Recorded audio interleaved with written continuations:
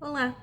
No vídeo de hoje eu vou falar sobre amor próprio, autenticidade, com base também na filosofia. O nome do meu canal é Filosofando com a Carol, e até fui relembrar o que significa a palavra filosofia, né? Então é uma combinação de amigo, amante, no filos, e o sofia seria referente à sabedoria, né? O conhecimento. Então, algo como amigo do conhecimento, amante da sabedoria, aquele que entende que não possui o conhecimento, mas que busca por ele.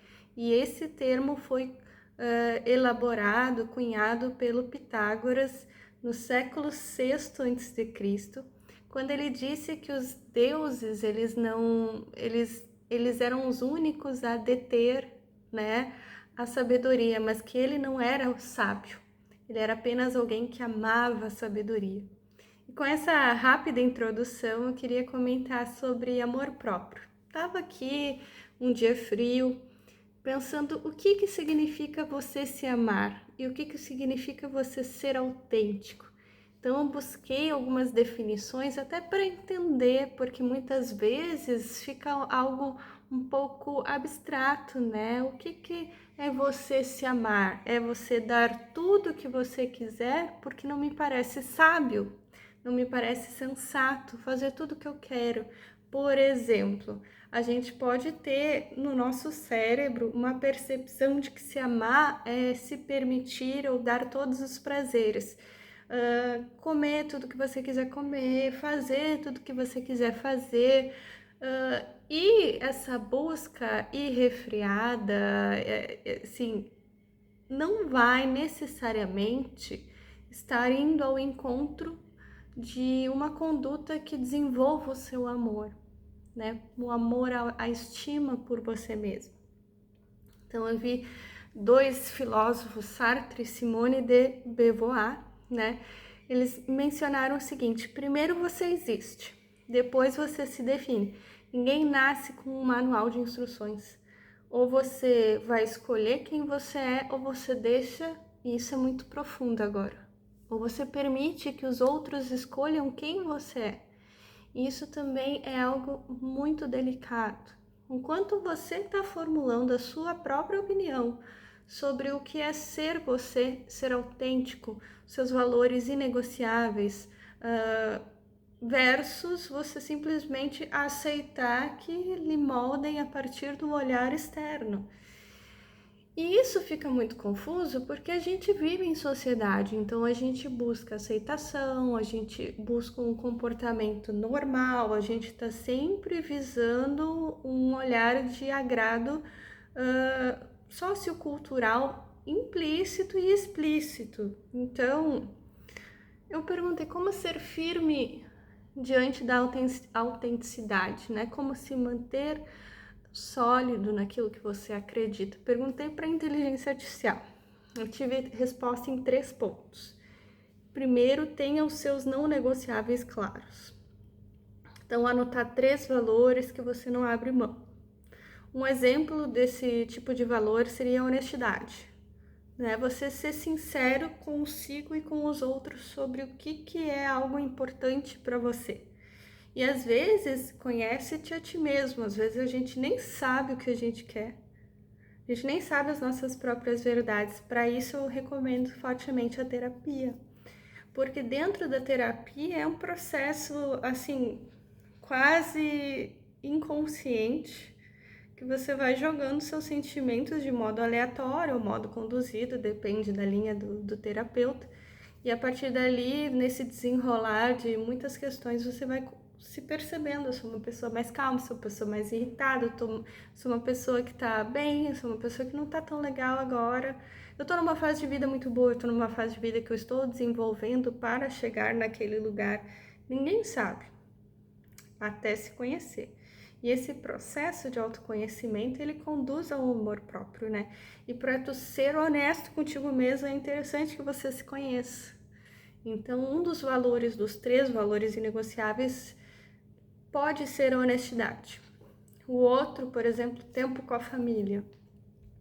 Pode ser que tu esteja num momento que não necessariamente esse seja o teu valor.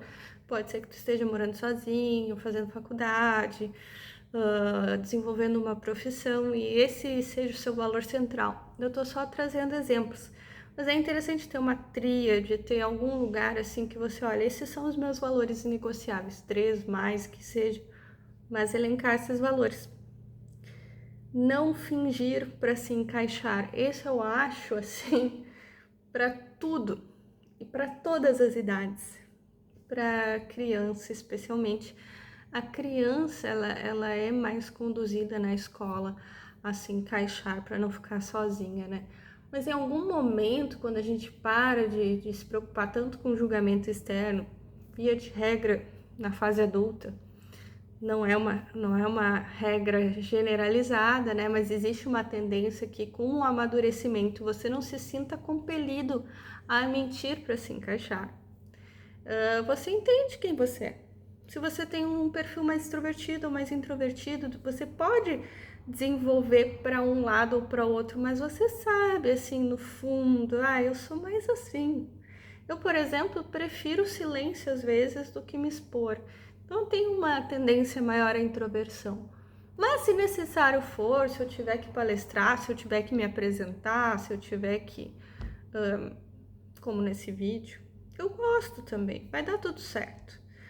Mas a gente sabe um pouquinho do tipo, do perfil que a gente tem, assim, mais predominante. E a gente não precisa mentir nem para si nem para os outros para se encaixar num determinado padrão. E esse pode ser um dos valores não negociáveis. O segundo ponto em relação à firmeza de autenticidade é aguentar o desconforto do desagradar. E eu acho que vai muito ao encontro dessa questão de não mentir para se encaixar. Mas é um pouco mais amplo. Por exemplo, eu não quero algo. Para algumas pessoas, dizer o que você quer ou o que você não quer vai gerar um desconforto, vai gerar um conflito. E às vezes você precisa se sentir firme e disposto a deixar de se relacionar, a deixar de estar em alguns lugares porque simplesmente você não está de acordo com aquilo ali. E inclusive se retirar de lugares ou impor sua presença e fazer com que quem se desagrade que se retire. Mas saber o que é importante para você te traz muita autenticidade.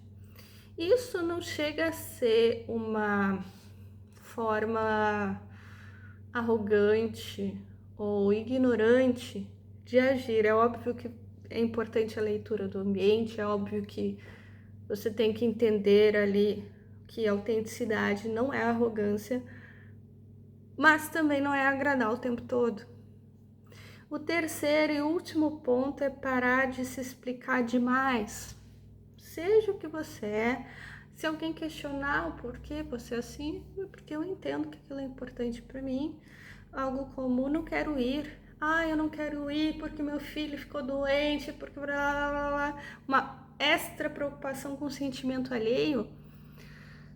Às vezes não precisa. Muitas vezes a gente ouviu um não sem grandes pautas posteriores e não houve tanto questionamento. Essa coisa do questionário é mais latino-americana, mas o brasileiro, a gente tem esse perfil mais invasivo.